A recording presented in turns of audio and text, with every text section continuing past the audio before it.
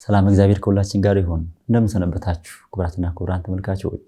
ይህ ምክረ ካህን መርሃ ግብራችን ነው። የንስሐ ሕይወት በሚል ከዚህ ቀደም በክፍል 1 መርሃ ግብራችን መገናኘታችን ይታወሳል። በዛ ካነሳናቸው ነገሮች አንዱ ንስሐ ምንድነው? ንስሐ ሕይወት ስንል ማለታችን ነው። የንስሐ አባትና የንስሐ ልጅ ምን አይነት ግንኙነት ሊኖራቸው ይገባል የሚሉትን አንስተን ነበር። በዛሬው መርሃ ግብራችን ደግሞ ንስሐ ያልሆኑ ነገሮች ምን ናቸው? የንስሐ ልጆች ምን ነገሮችን ማድረግ ይጠበቅባቸዋል? ከንስሐ አባቶች የሚጠበቁ ነገሮች ምን ናቸው?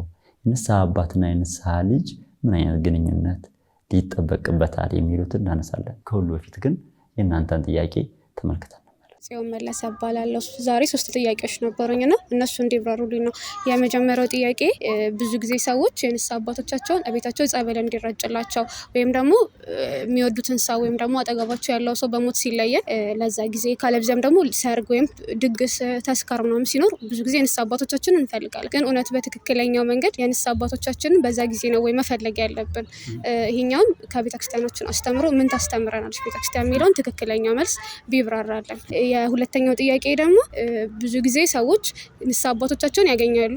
ሰንበት ቤተክርስቲያን ሲሄዱ ከንስሐ አባቶቻቸው ጋር ይገናኛሉ። ለንስሐ አባቶቻቸው ማድረግ ያለባቸውን ነገር ያደርጋሉና ላይክ ዝም ብለው ህይወታቸው ላይ ያለውን ነገር ያወራሉ። በትክክለኛው መንገድ ግን ንስሐ ያ ነው ወይ? ንስሐ እንዴት ነው ማለት? ንስሐ ብዙ ጊዜ የተለመደው ንስሐ ያልሆኑ ነገሮች ግን እንደ ንስሐ የተለመዱበት አለና ትክክለኛው ንስሐ የሆነው ነገር ነው የሚለውን ትክክለኛውን ነገር ቢብራራለን። የሶስተኛው ጥያቄ ደግሞ ብዙ ጊዜ ሰዎች የንስሐ አባቶቻቸውን ሲጠሩም ሆነ ለነሱ ሲሄዱ የተለያየ ነገር ይዘው ይሄዳሉ። ላይክ እንደ መባ አይነት ነገር ማለት ነው። ለምሳሌ ልብስ ሊገዙላቸው ይችላሉ ወይም ደግሞ ቤታቸው መጥተው ጸበል ሲረጩ ገንዘብ ይሰጧቸዋል እና የተለያዩ አይነት ነገር። አሁን ደግሞ ብዙ ጊዜ የንስሐ አባት ሲመጣ ገንዘብ ካልተሰጠ አይነት ነገር ብዙ ቦታ ተለምዷል። ምንም ሳላረግላቸው አይነት ነገር። በትክክለኛው እኛ ለንስሐ አባቶቻችን ማድረግ ያለብን ነገር ምንድን ነው?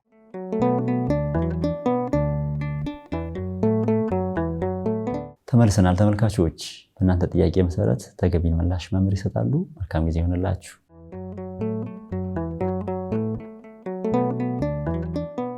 እኛ የምንታዘበው ነገር አለን። እውነት ለምን ወይ ሊያገቡ ሲሉ ይፈልጉናል፣ ወይ ለክርስትና ይፈልጉናል፣ ወይ ደግሞ በተፈጥሮ አሁን የድሮ እናቶቻችን ለሞት ብለው ነው ብሞት ቀባሪ እንዳላጣ ፍታት እንዳገኝ ብሎ ቤተክርስቲያን አሁን ያ ህይወት ብለናል። አሁን ቅድም ህይወት ብለናል እና ሰው ስለ ህይወቱ ነው እግዚአብሔር ጋር የሚመጣው፣ ቤተክርስቲያን የሚመጣው፣ ንስሐ አባቱ ጋር የሚመጣውና እነዚህ ነገሮች እኮ እድር የሚፈጽማቸው ናቸው። አንዳንዶቹ ሰዎች የሚፈሩባቸው ነገሮች ማንኛውም ተቋም የሚፈጽመው ነገር ነው። ሰው ከሞተ በኋላ ቀባሪ አያጣም ይባላል። እውነት ነው፣ ቀባሪ አያጣም። ስለ ቀብር ቦታ አይደለም አባቶቻችንን የምንፈልጋቸው። ስለ አንድ ቀን ስለምንፈጽመው ጋብቻ አይደለም አባቶቻችንን የምንፈልጋቸው። ቤት የገባን ቀን ያንን ቤት ጸበል እንዲረጩልን ብቻ አይደለም አባቶቻችንን እንፈልግ። እኛ ከሁሌ መረጨት የሚገባን ሰው ሊያምን የሚገባው ሁሌ ከካህን ልለይ አይገባም ብሎ ነው ማሰብ ያለበት እና እንደዚህ በተወሰነ ነገር በሆነ ጉዳይ ስጋዊ በሆነ ምክንያት ነፍሱን በማይወክል ምክንያት ብቻ አባቶችን የሚፈልግ ሰው አለ አንዳንድ ጊዜ። ስለዚህ ያ ትክክል አይደለም። ምንድነው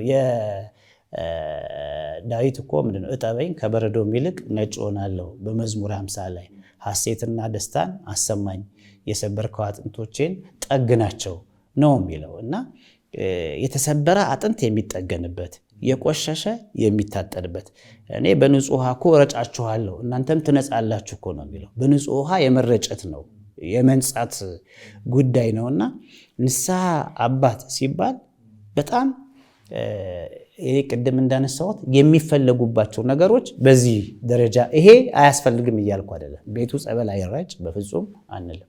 የጋብቻቸው ቀን ያለ ንስሐ አባት ሊፈጽሙ አይችልም። ህይወታቸውንም ምክራቸውንም ያለ ንስሐ አባት ግን ንስሐ አባታቸውን ሲያስቡ ሁልጊዜ ትኩረት ሊያደርጉበት የሚገባው ነገር ስለ በደላቸው እያሰቡ ከንስሐ አባታቸው ጋር መራራቅ የለባቸው።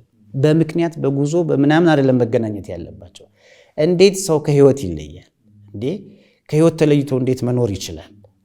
ከንስሐ አባት እኮ መውጣት ማለት ያው ከቤተ ክርስቲያን እንደ መውጣት እኮ ነው የሚቆጠረው። ከውሃ የወጣ አሳ ደርቀው ነው እኮ የሚመጡት አንዳንድ ልጆቻችን። እግዚአብሔር በዛ ንስሐ አባት አማካኝነት ለልጆቹ የሚሰጠው ብዙ ነገር አለ፣ በረከቶች አሉ። እንዴት ተደስተው እኮ እንደሚሄዱ እናውቃለን። በእኛ አይደለም በእኛ አይደለም የሚደሰቱት። እግዚአብሔር ለልጆቹ ለነዚህ ለመጡት ለየዋሆቹ ብሎ በካህኑ አካባቢ የሚያስተላልፈው መልእክት አለ። ክህነት ጸጋ አላት፣ በረከት አላት። በተለይ ለሰው ትሆናለች። ለራሱ ሰው ባይጠቀምባት እንኳን ክህነት በጣም ለብዙዎች የምትተርፍ ነች። በተለይ አምነው ለሚመጡ ምእመናን የምትተርፍ ነችና እንደ ፕሮግራም ማውጣት አለበት። ንስሐ አባቴን ካገኘኋቸው ስንት ጊዜ ሆነኝ። እንዴ ሰው እንዴት ነው ህይወቱን የሚገፋው? ቅድም እኮ ስንነሳ ብለናል።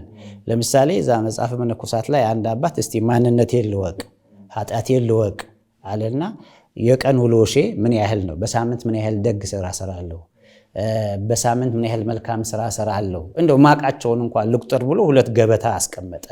2 ገበታ አስቀመጠና ሲወጣ ሲሳደብም ክፉ ሲያስብም የሆነ ህሊናው ላይ የሆነ ነገር ኃጢአትም ሲመጣበት ሰውንም ሲረግምም ጠጠር እየለቀመ ያስቀምጣል።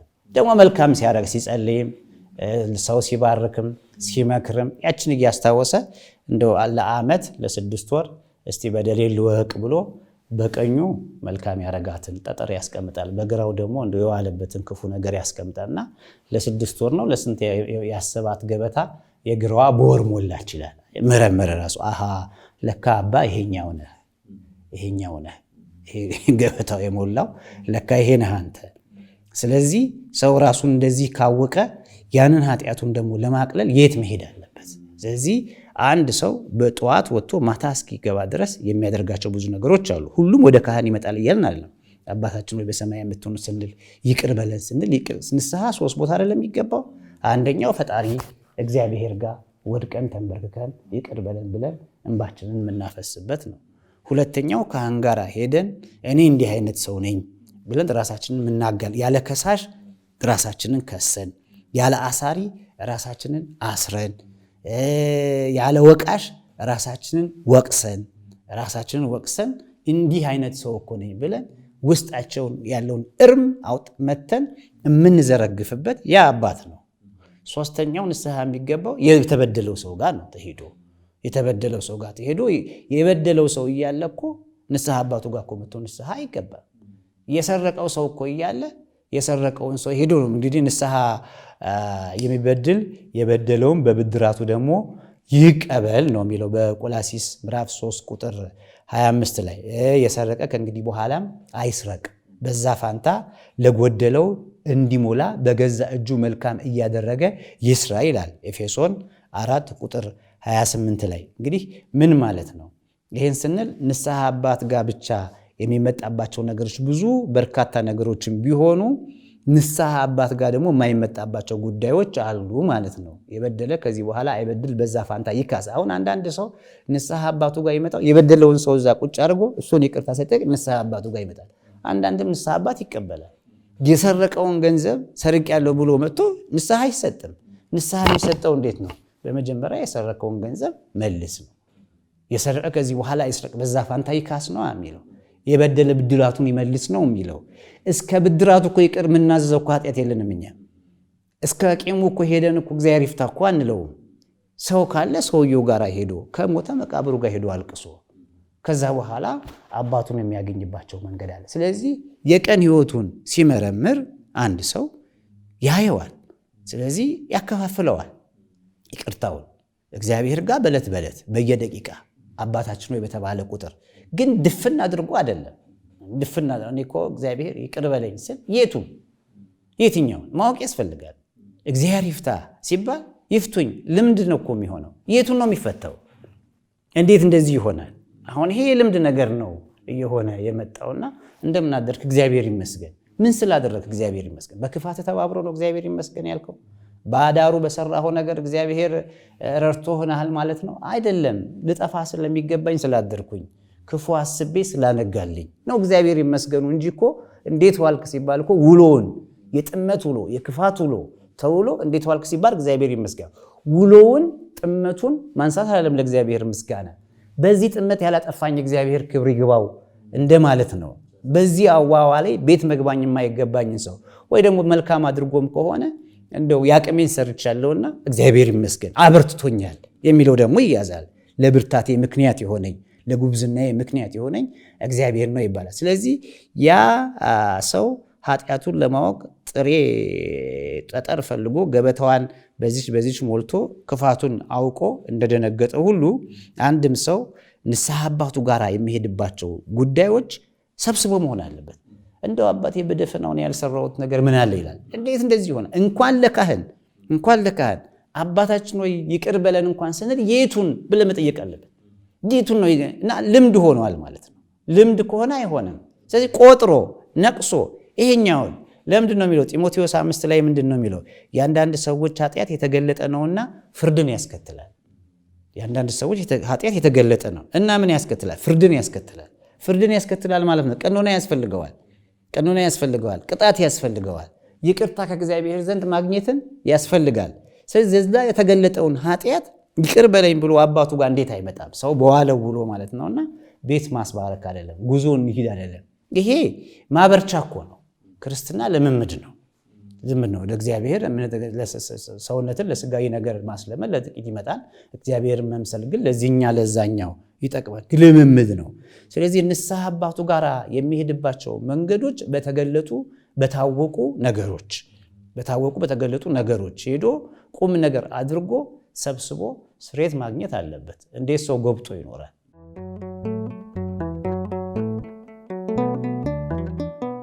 መቼም ስለ ንስሐ ስናነሳ ጌታችን መድኃኒታችን ኢየሱስ ክርስቶስ በማቴዎስ ወንጌል ምዕራፍ 11 ላይ እናንተ ደካሞች ሸክማችሁ የከበደ ወደ እኔ ኑ እኔ አሳርፋችኋለሁ ነው የሚለው እና ያ ማሳረፊያ ነው። እንዲሁ በማቴዎስ ወንጌል ምዕራፍ 3 ላይ ምንድን ነው የሚለው? ንስሐ ግቡ በይሁዳ ምድርም ንስሐ ግቡ፣ የጠመመው ይቅና፣ ያበጠው ይስተካከል እያለ ዮሐንስ ይሰብክ ነበረ ይላል። በዛ ስብከት የተነሳ እንግዲህ ብዙዎች ንስሐ ጌታችን መድኃኒታችን ኢየሱስ ክርስቶስን ትምህርቱንም ሲጀምር በማቴዎስ ወንጌል ምዕራፍ 4 ቁጥር 17 ላይ የተፋለው ይፈጸም ዘንድ የሆነ ከዚያ ጊዜ ጀምሮ ኢየሱስ ክርስቶስ ደግሞ መንግሥተ ሰማያት ቀርባለችና ንስሐ ግቡ እያለ ያስተምር ነበረ። ሉቃስ ወንጌልም ላይ ሄደ ሉቃስ 13 ላይ ምንድነው? ኢየሱስ ደግሞ ንስሐ ባትገቡ ሁላችሁ እንደጠፉት ከተሞች ትሆናላችሁ እያለ ንስሐ እንዲገቡ አስጠንቅቆ ይነግራቸው ነበረ። ስለዚህ ንስሐ የምንገባባቸውን መንገዶች ለይተን ማወቅ አለብን። ለምሳሌ ምንድነው ንስሐ? ቅድም ያነሳናቸው ነገሮች አሉ። ሰው ኃጢአተኛ ነው፣ በደለኛ ነው ብለናል። ንስሐ ደግሞ ከኃጢአት መላቀቅ ነው። ንስሐ ከእንቅልፍ መንቃት ነው። ንስሐ ከእግዚአብሔር ጋር መገናኛ ድልድል ነው። ንስሐ የተዘረጋውን እግዚአብሔርን መጨበጥ ነው። ንስሐ ሰይጣንን እምቢ ብሎ እግዚአብሔርን እሺ ማለት ነው። ንስሐ ከሰይጣን ተጣልቶ ከእግዚአብሔር ጋር መታረቅ ነው። ንስሐ መታጠብ ነው። በእጠበኝ ከበረዶም ይልቅ ነጭ ሆናለሁ ማለት ነው እና ንስሐ ድንጋይ የሆነውን ልቦና አውጥቶ ርኅሩህ የሆነውን ልቦና መክተት ነው ወደ ውስጥ ማለት ነው እና በሉቃስ ወንጌል ምዕራፍ 15 ላይ የተቀመጠው እኮ አለ። ወደ ልቡ ተመለሰ ይላል። የጠፋውን ልጅ ታሪክ ሲናገር ማለት ነው። ወደ ልቡ ተመለሰ። ወደ የትኛው ልቡ ነው የተመለሰው? ወደ ቀድሞ ልቡ፣ አባቱ ቤት በሰላም ወደ ኖረበት። በደሉን አስቦ ያንን ካወጣ ካወረደ በኋላ ኪሳራውን ስላየው ወደ ልቦናው ተመለሰ። ስለዚህ አባቱ ጋር ሲሄድ ያነሳቸው ነጥቦች አሉ። አባቴ በሰማይና በምድር በደልኩ ብሎ ቆጥሮ ማለት ነው። ቆጥሮ እንዲህ በማድረግ በደልኩ፣ እኔ ሳሩን ብቻ በማየት ገደሉን ሳላይ ወጣሁኝ። ስለዚህ ድካምህን ልፋትህን ካንተ ጋር አብሬ ኖሬ በነበርኩበት ሰዓት ያደረክልኝ ነገር ቀለል አድርጌ ደጁን አክብጄ ሄድኩኝ። ስለዚህ በሰማይና በምድር በደልኩ ብሎ መጥቷል። ሲናገር እንግዲህ ያስቀመጣቸው ነገሮች አሉ ማለት ነው እና ዘኪዎስንም ብናይ ዝም ብሎ አይደለም ንስሐ የገባው። በሉቃስ ወንጌል ምዕራፍ 18 ላይ ዘኪዎስ ጌታችን መድኃኒታችን ኢየሱስ ክርስቶስን ለማየት ይጓጓ ነበረ። ነገሩ ቁመቱ ከልክሎት ነበረ። ግን ቁመቱን ቢከለክለው ከእግዚአብሔር ጋር እንዳይገናኝ ያደረገው የአጭርነቱ መላ ፈለገ ይላል። ዘዴ ፈለገ። እንዲሁ ዝም ብሎ በቃ ይቅር አላለም። ተስፋ አልቆረጠም። ከዚህ ሁሉ ሰው መካከል እኔ ክርስቶስን ለማየት እንዴት እችላለሁ? ራሱ ነው ምክንያት ሊሰጥ ከፈለገ እንዲህ ያደረገኝ ራሱ አይደለም ወይ ብሎ ወደኋላ መሸሸት ይችል ነበር። በቃ ስለዚህ ግን ሰው ለድካሙ እግዚአብሔርን ለማግኘት ከእግዚአብሔር ጋር ለመገናኘት የሚያደርጋቸውን ጥረቶች ነው የምናየው። አምላኩን ለማግኘት ማለት ነው። ንስሐ እንዳይገባ የሚቀመጡት እንቅፋቶች። ስለዚህ ያ ትልቅ ሰው የከበረ ሰው ቀራጭን ባለሀብት ዛፍ ነው የዋጠጠው። ያስቃል ጊዜ ለነበሩ ሰው ምን ይሰራ ነው እኮ የሚባለው። ይሄ ባለሀብት ባለጸጋ ሰው አሁን ዛፍ ላይ ሲወጣ በዚህ አይጠበቅም። እና ያን ዛፍ ቧጭሮ ወጥቶ ጌታችን መድኃኒታችን ኢየሱስ ክርስቶስን ሲመለከት ትንሽ ወደሱ ስንሄድ እጥፍ ወደኛ የሚመጣ አምላክ አበስኩ በደል ስንለው በደላችንን ፍጹም ሊቅር ይመጣ። እኔ እኮ የንስሐ ህይወትም እኮ አንዳንድ ጊዜ በጣም እኮ የሚገርም ነው። በንስሐ የሚገኘው ነገር ለምሳሌ ስለ ዳዊት ስናነሳ ስለ ኃጢአተኝነቱ ተጽፏል። ስለ መግደላዊት ማርያም ስለ ኃጢአተኝነቷ ተጽፏል። በቃ ስለበደለችው ነገር ማለት ነው። ግን ዳዊት በሐዋርያት ሥራ ምዕራፍ 13 ላይ ምን ተብሎ የተገለጠለት? ዳዊትም በዘመኑ ሁሉ የእግዚአብሔርን ሐሳብ አገልግሎ አንቀላፋ ይላል። የዳዊት ዘመኖች ሙሉ በእውነት ከእግዚአብሔር ጋር የነበሩ ናቸው? አልነበሩም። ኃጢአት የሰራባቸው ጊዜ አለ፣ የወደቀባቸው ጊዜ አለ፣ ሰው የገደለበት ጊዜ አለ፣ ቤርሳቤትን ለራሱ ያደረገበት ጊዜ አለ። በእነዚህ ሁሉ አልፎ ሲጻፍለት ግን ምንድን ዳዊት በዘመኑ ሁሉ እግዚአብሔርን ሐሳብ አገለገለ ነው የሚል እግዚአብሔር። ስለዚህ ንስሐው እንዴት አድርጎ እንደሚቀይር ማለት ነው፣ እንዴት አድርጎ ሌላ ሰው እንደሚያደርግ ማለት ነውና ያቺ በድላ የመጣችውን ሴት ከዚህ በኋላ አልፈርድብሽም የተባለችው ወንጌል ሲነገር ስለእናንተ ይነገራል ይሰበካል የተባሉ እኮ አሁን እኛ ከፋይል እያወጣን ኃጢአተኞች በደለኞች እያለ ለማስተማር እኮ የምናመጣቸው ሰዎች ምንም ታሪክ የላቸውም እኮ በኃጢአት በኩል የተሰራ ያለቀ የተዘጋ ፋይል ነው። ንጹህ ተብሎ የተጠሩ ሰዎች ናቸው እና በፍጹም ከዚህ ጋር እንትን የሚል ነገር የለምና ሊናዘዝ የሚገባውን ነገር አውቆ መናዘዝ ተገቢ ነው። ስለዚህ ዘኪዎስ እንኳን ከዛፍ ላይ ከወረደ በኋላ በድዬ ከሆነ እክሳለሁ፣ ወስጄ ከሆነ እመልሳለሁ፣ አልጾምኩም እንደሆነ ከዚህ በኋላ እጾማለሁ ብሎ ራሱን ነው ንስሐ የገባው። ስለዚህ ንስሐ የማይገባባቸው ነገሮች አሉ። ለምሳሌ ስርዓቱ በደንብ የተሰራ ነገር አለ። ሰው አንዳንድ ጊዜ ያው ስርዓቱን ስለማያውቅ ከዛ አኳያ ነው እንጂ መጸወት እኮ ንስሐ አይደለም። መጸወት መጽውት ተብሏል። ጾም እኮ ንስሐ አይደለም፣ ጾም ተብሏል። ስገድ እኮ ንስሐ አይደለም። አንድ ክርስቲያናዊ ሰው ሊያደርገው የሚገባው ነገር ነው። ድሃን ማብላት አንድ ክርስቲያን ሊያደርገው የሚገባ ነገር ነው። ይሄ ክርስቶስ ተናግሯል እኮ ሀብታምና ድሃ ሀብታሙን ብቻ ሰብስቦ ሲያበላ፣ አንተ ግን ድግስ ባደረግ ጊዜ ድሃዎችን ጥራ። ስነ ምግባራዊ ህይወት ነው። አንድ ክርስቲያን ሊያሟላቸው ከሚገቡ ነገሮች የስነ ምግባር ጉዳዮች አሉ። ቃሉም የምትሰሙ ሰው አይሆን ራሳችሁን እያሰሙ የምታደርጉ ሆኖ ነው። ቤታችሁም በአለት ላይ መስርቱ ነው። እንደ እግዚአብሔር ቃል ኑሩ ነው እና እንደ እግዚአብሔር ቃል የምንኖርባቸው ነገሮች እኮ ንስሐ አይደሉም። ንስሐ የተለየ ነው። ቅድም እንዳልነው ያዘንባቸው፣ የተጸጸትንባቸው፣ ሰው የበደልንባቸው፣ እንባ ያስወረድንባቸው እኛም ራሳችን ያልተጻፉ አሁን አንዳንድ ጊዜ ልጆች ንስሐ ሊገቡ ወጣቶች ንስሐ ሊገቡ ይመጡና ሳይናገሩ ይመለሳሉ። ሊናገሩ የሚገባቸውን ሳይናገሩ የማይናገሩትን ነገር ተናግረው ይመለሳሉ። ለምን? አንደኛው ከንስሐ አባት ድክመት ነው እንደዛ የሚያደርጉት። ሲመጡ ንስሐ አባት እኮ ለሰው አታንብብ ያለውን ከልጆቹ እኮ ያነባል። አትይ ብሎ የመከረው ምክር እኮ ለልጆቹ ኃጢአት ሲቀበል እኮ ይሰማዋል። ንጽህናውን በጠበቀ ያህል እኮ አይኖርም። የማይሰማው ኃጢአት አለ እንደ ንስሐ አባት፣ የማያዳምጠው ጉድ አለ እንደ ንስሐ አባት። እነዛን ነገሮች እኮ ያ የንስሐ አባት የሚነገሩት ነገሮች ሲመክር ክፉ ነገር እንዳታነቡ፣ ክፉ ነገር እንዳትሰሙ፣ በዓይናችሁ ይጹም እያለ ንስሐ አባት ይመክራል። ንስሐ ልጁ ሲመጣ ግን ይሰማዋል።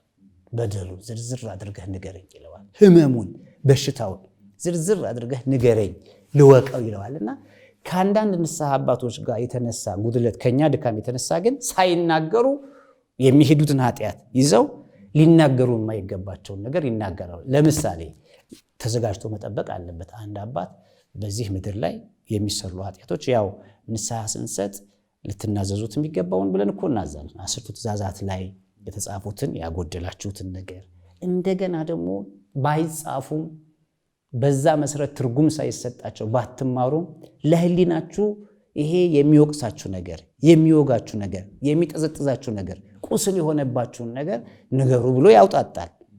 እንደዛ እስካላውጣጡ መግፋት አለበት። እኔ ጋር ለምሳሌ መጥተው አያቸዋለሁ። በመጀመሪያ እነሱን ተጨንቀው የመጡበት ጉዳይ አለ። ተጨንቀው የመጡበት ነገር እኮ በግላቸው መድኃኒት በግል የሚወስዱበት ህይወታችንን እናጥፋ እኛ እናስፈልግም አንረባብ ለዚህ ምድር ብለው የወሰኑ ነገር ግን እድላቸው ለሞከር ይመጡ ሰዎች አሉ። ንስሐ አባት ገጄ ይቀልልኝ ይሆናል ብለው ይመጣሉ። ስለዚህ ሰፋ አድርገህ መጠበቅ አለብህ። የገደለ ይመጣል፣ ያመነዘረ ይመጣል፣ የዘረፈ ይመጣል፣ በህይወቱ ላይ ብዙ ውሳኔ የወሰደ ይመጣል። አሁን ደግሞ በዚህ ሚዲያ ላይ ማናነሳቸው ለዚህ ሚዲያ የማይመቹ ግብረ ሰዶምነትን በተመለከተ የዋሉበትን ውሎ ይዘው ይመጣሉ። ብዙ ህይወታቸው ከራሳቸው ጋር ተቆራኝቶ ገንዘብን ለማግኘት የገቡበት ጥልቅ ሰይጣናዊ መንገዶች አሉ። እነዛን ሁሉ ይዘው ይመጡና ቁጭ ይላሉ። ላይ ላዩን ይናገራሉ። ደበስበስ ያደርጋሉ። ያን ማበረታታት ያስፈልጋል። ልጄ ይሄም ቢሆን እኮ ችግር የለውም። ገምግመን እነሱ ያልተናገሩትን ኃጢአት ሲደብቁ እንደዚህም እኮ አለ የሚያስጨንቅ ነገር፣ እንዲህ እኮ ይገባል፣ እንዲህ ውስጡ እኮ ይገባል፣ ለገንዘብ ተብሎ እንዲገባል፣ በግል ህይወት እንደዚህ ይከዳል፣ እንዲህ ለማድረግ እነዚህን ስናውጣጣቸው ደስ ነው የሚላቸው። እነሱ ያልተናገሩት ስንናገራቸው ከዛ በኋላ ነፃ ሆነው ሸክማቸውን አውርደው ይሄዳሉና አባት ነው ያንን ላርም የሚገባው። ስለዚህ መመጽወት፣ መስገድ፣ መጾም፣ መጸለይ የክርስቲያናዊ ተግባር ነው። ንስሐ የገባው ሰው ያንን አይደለም የሚናገር። አበስ ንስሐ ኃጢአት መናዘዝ ቅድም እንዳልነው ለእግዚአብሔር ለካህንና ለሰው የሚለውን ነው የምናየው።